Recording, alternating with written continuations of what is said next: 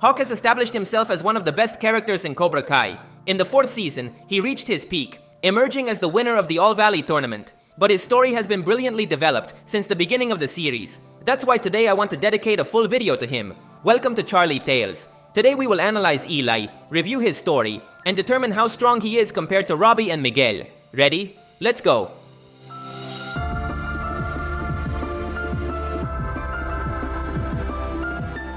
Eli Moskowitz was a boy with a difficult life. He was born with a problem in his lip, known as a cleft lip, which left him with a noticeable scar.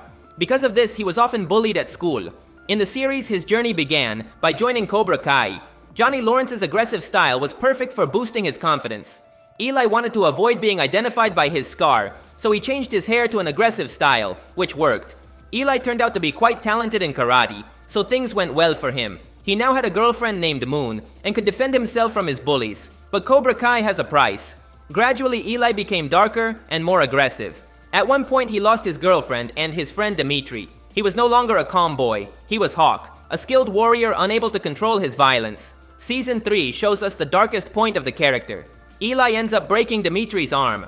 In this season, Hawk realizes he has hit rock bottom and can't continue like this. His friendship with Dimitri convinces him to leave Cobra Kai and seek redemption. Eli's faces can be identified by the colors of his hair, the iconic Hawk hairstyle. In the first seasons, Hawk had blue hair representing his initial personality, the weak Eli, who wanted to leave his lip scar behind. He had not yet fully become Hawk. In Season 3, his hair was red, showing his aggression and Hawk at his most violent level. In Season 4, we see him leave the darkness and use the color purple, which is the fusion of red and blue.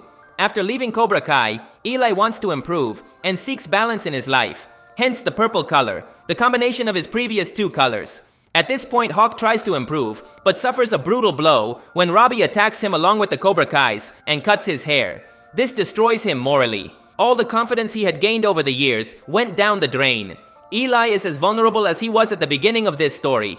Everything seemed lost, but his friend Dimitri convinces him to return to karate, this time as a Miyagi-Do. Daniel LaRusso's training is ideal for this version of Eli. He needs to regain his confidence, but he can't become the aggressor born from Cobra Kai again. He must be better, and he actually achieves it. Eli enters the All-Valley tournament despite his fears, and this is where he truly faces his final test. Despite returning to action, Hawk feels insecure.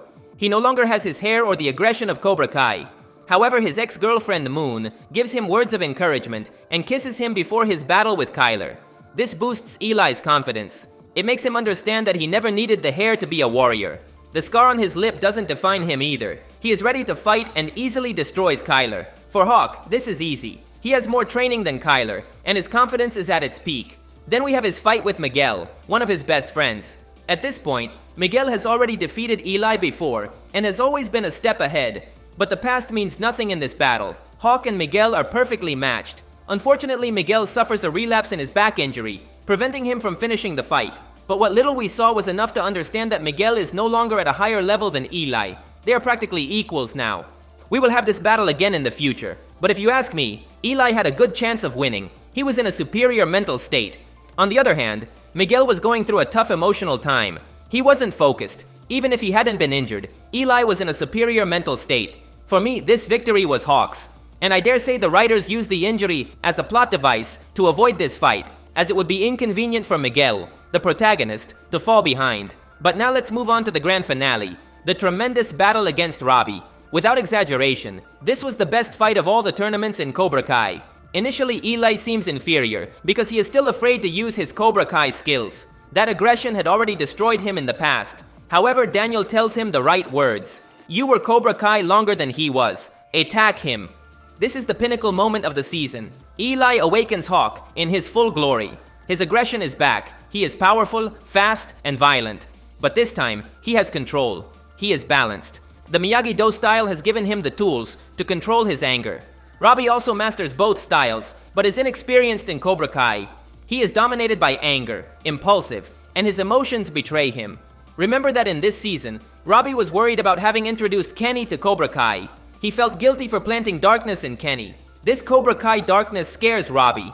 Eli, on the other hand, masters the darkness. He is at a higher level of control. Perhaps his physical strength is less, but his mastery of karate is extraordinary. Eli is superior. Nothing distracts him, nothing controls him. It's as if he has mastered the Ultra Instinct. Thanks to this level and confidence, he wins the tournament. Many say that Robbie would have won if he hadn't been distracted by Kenny, and to some extent, I agree. But for me, this is not a valid excuse. Emotional factors are part of the sport. It's almost impossible for two fighters to be in equal emotional conditions. It's very normal for one to be more inspired before the competition. These are small details that affect performance. This happens in any sport, so I wouldn't use Robbie's distraction as an excuse to say Eli is weaker. Robbie lost because he got distracted, not because a referee cheated him or because he was attacked in forbidden areas. Robbie lost by his own hand. Now let's get to the important question. Is Eli stronger than Robbie and Miguel? At least until the end of Season 4, I would say the three are at the same level, except for small emotional nuances that give Hawk the victory. The end of Season 4 is Hawk's peak of power and mental balance. But as expected, this had to change, because despite everything, Eli is not the protagonist. In Season 5, Hawk suffered what all great characters experience when they reach such a high level. They nerfed him so he wouldn't stand out too much. That's why we saw that controversial moment when Kenny managed to defeat him with a single blow. To be fair, the series tried to justify it by showing us that Kenny learned a secret technique from Silver, and that was a surprise for Hawk. This explanation works, but it's still questionable, and at least for me, wasn't satisfying. If we talk about Eli's emotional state in Season 5, we can say that he is more balanced and seeks to learn more from Miyagi-Do, the style he least dominates. If we look at his hair, he uses the color green, which is a color associated with tranquility and calm. Additionally, Hawk presented himself with a new tattoo this season. Eli's tattoos also tell us about his development as a character. At the beginning of the series, he tattooed a moon that symbolized his girlfriend Moon. Then when they broke up, he altered the tattoo to draw a demonic reaper. This was when we had the darkest Hawk, and in Season 5, we saw him cover this tattoo with a lotus flower, which represents a new beginning. Unfortunately, Season 5 didn't show us much of Hawk, as it focused on other characters. But frankly, it's hard to develop a character further when they've already reached such a high level of maturity. By the time we reach Season 6, the story shifts focus away from Eli and several students to concentrate on Johnny and Daniel. Hawk remains extremely skilled, but it's noticeable that he's been nerfed to place him behind Miguel and Robbie. Surprisingly, the series almost excluded Hawk from the Sekai Taikai. Imagine they almost left out the All-Valley champion. So far, the series has made it clear that Hawk is one of the strongest in all of Miyagi-Do. However, just like Miguel or Robbie, he can lose in a very silly way if the script requires it. That's why he was defeated by Kenny in the 5th season and by Dimitri in the 6th season. Through leaks, we know that Hawk will compete against Quan, the star student of Cobra Kai. They will be in a high kick competition. We know this from a clip released by Netflix, and also from this behind-the-scenes video of the season.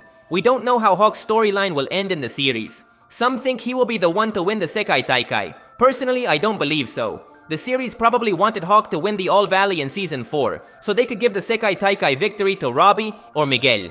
But of course, that's just my opinion. We'll have to wait and see what happens. So far, Hawk is one of my favorite characters in the series, and I hope his ending is fair to him. But anyway, that's all for today. If you liked the video, you would help me a lot by leaving a like. That would be legendary.